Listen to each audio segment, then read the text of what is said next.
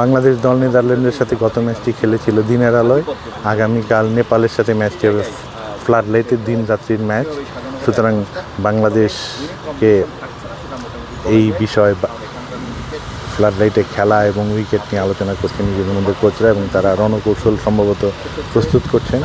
কারণ এখানে কালকে যে ফ্লাড লাইটে সাউথ আফ্রিকা এবং নেপালের ম্যাচটি হয়েছে, এটি লো স্কোরিং ম্যাচ ছিল এবং দারুণ জমজমাট ম্যাচ ছিল। নেপাল যথেষ্ট প্রতিরোধ করেছে এবং নেপালকে পরের ম্যাচে প্রতিরোধ করে সহজ জয়ের জন্য তারা রণকৌশল সাজাচ্ছেন কোচ হাতুরা সিংহে এবং নিক পোতাস কোচিং প্যানেলের সদস্যরা।